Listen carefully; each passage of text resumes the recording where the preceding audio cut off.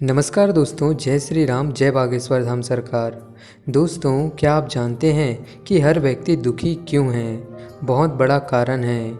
हर व्यक्ति इसलिए दुखी हैं क्योंकि आज तमाम इच्छाएं व्यक्ति की उसे परेशान कर रही हैं। इसलिए जिसे सुखी होना हो वो अपनी इच्छाओं को समाप्त कर दे, क्योंकि चाह गई चिंता मिटी, मनुआ बेपरवाह, जिसको कछु न चाहिए सो ही शहंशाह। जब कुछ नहीं चाहिए तो आपको सब कुछ मिल जाता है, और कुछ चाहिए तो आपको कुछ भी नहीं मिलता है।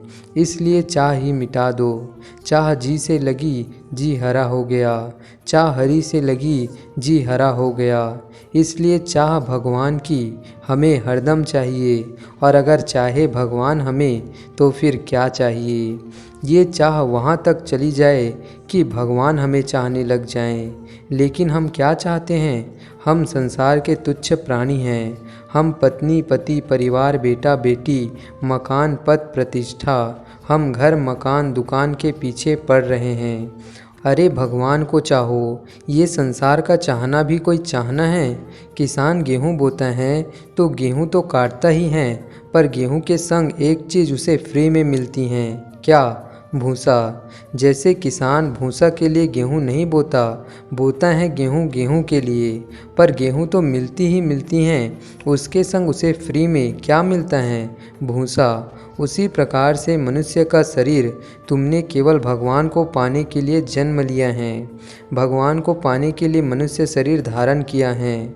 अरे भगवान को पाने के लक्ष्य से चलते रहो तो संसार का सुख वैभव प्रतिष्ठा पति पत्नी बेटा बेटी भूसे की तरह हैं, मिलेंगे ही मिलेंगे। अरे गेहूँ मिलेगी तो भूसा जाएगा कहाँ? भगवान मिलेगा तो ये संसार का सुख जाएगा कहाँ? ये तो मिलेगा ही मिलेगा। लेकिन विडंबना ये है कि हम उस भगवान को छोड़कर भूसे के पीछे भाग रहे हैं। हमें तो भूसा दे दो, भूसा दे दो।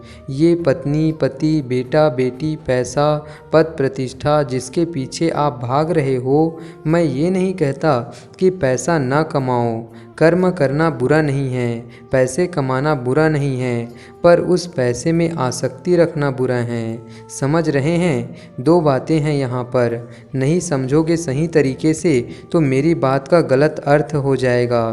पैसा कमाना बुरा नहीं है। मैं ये नहीं कहता कि आप हाथ पे हाथ रख के बैठ जाओ, ऐसे में तो अकर्मण्यता आ जाएगी।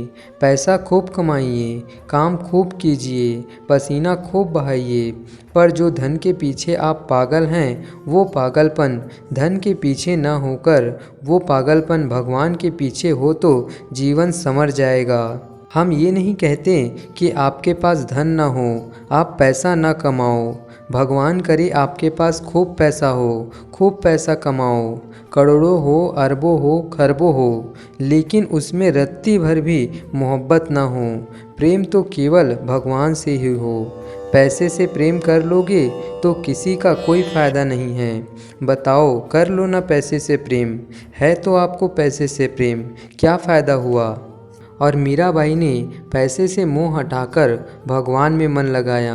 सदियाँ बीत गईं, लोग कहते हैं भले मीरा मर गई, पर मीरा आज भी भक्तों के हृदय में जिंदा हैं। इसलिए मीरा की जयंती तो मनाई जाती हैं, विवेकानंद की जयंती तो मनाई जाती हैं, पर बड़े बड़े लोगों टाटा बिरला अडानी अंबानी की जयंती नहीं मनाई जाती।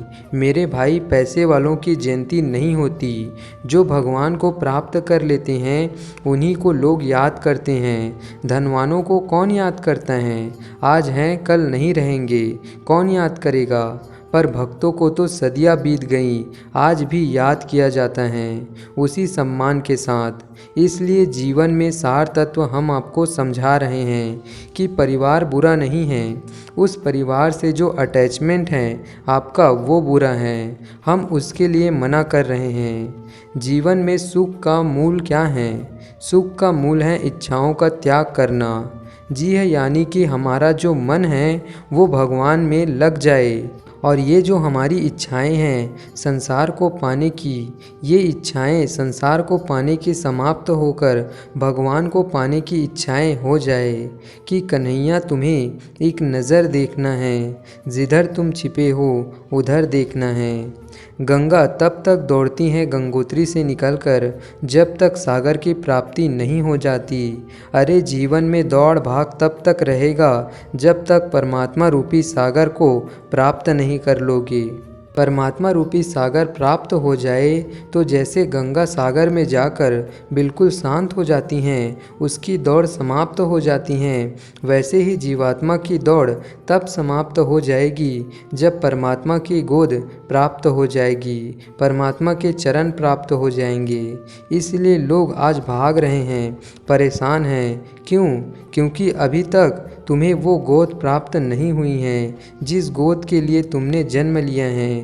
क्या करो, तुम रास्ता भटक गए हो। जाना था वृंदावन पर पहुंच गए दिल्ली। बस यही जीवन का सिद्धांत है। हम लोग जिस परमात्मा को पाने के लिए आए थे वो तो पीछे रह गया और हम लोग बहुत आगे निकल आए पति पत्नी परिवार की खोज में। और पति पत्नी परिवार में उलझकर पूछ रहे हैं, भैया भगवान कहाँ हैं? अरे भगवान को पाना है तो जरा पीछे जाओ। पीछे जाने का अर्थ है इनसे मन हटाओ और भगवान के चरणों में मन लगाओ और फिर वहाँ प्रेम करो। अभी तुम प्रेम कर रहे हो पत्नी से, पति से, बेटी से, बेटा से, धन से, दौलत से। वही प्यार जो पत्नी और पति और परिवार से करते हैं वही प्यार भगवान से होगा तो काम बनेगा।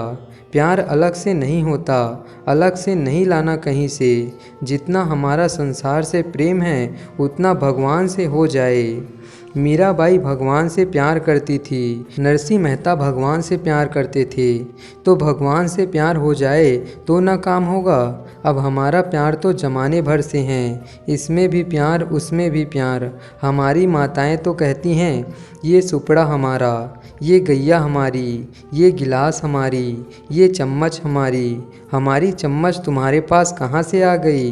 हाँ, चोरी करते हो चम्मच की? ये चम्मच हमारी हैं, ये गिलास हमारी हैं, ये कटोरी हमारी हैं। सारी ज़िंदगी तो यही करते निकल गई ना। कब कहा आपने कि भगवान हमारे हैं, गोविंद मेरे हैं, गोपाल मेरे हैं, भगवान मेरे हैं, मेरे तो गिरधर गोपाल दूसरों ना कोई। ये तो कहा नहीं। और ये बेटा मेरा है, ये बेटी मेरी हैं, ये पत्नी मेरी हैं, ये दुकान मेरा है, ये बोतल मेरी हैं, ये बर्तन मेरी हैं, ये फलाना मेरा है। ना जाने क्या क्या कहते हो। ये घर मेरा है, ये छत मेरी हैं, ये बेडरूम मेरा है, ये किचन मेरा है, ये सब मेरा है। और असल में जो तुम्हारा है उसे आज तक तुमने कहा नहीं कि ये मेरे हैं। गोविंद मेरो हैं, गोपाल मेरो हैं। ये यथार्थ में तुम्हारा है पर इसे कोई नहीं कहता कि ये मेरा है। जो तुम्हारा है ही नहीं उसके पीछे भाग रहे हो। यही तुम्हारे दुख का कारण है, यही तुम्हारे दुख का मूल कारण है। अब अज्ञानियों की तरह तुम व्यवहार करो तो इसमें ईश्वर का क्या दोष है? आपको ईश्वर ने दुनिया में मनुष्य शरीर देकर इसलिए भेजा कि आप भक्ति भजन करके, भगवान का नाम जप करके, ईश्वर की प्राप्ति करके 84 लाख योनि के चक्कर से बाहर निकलकर उनके दिव्य लोक में आ जाएं।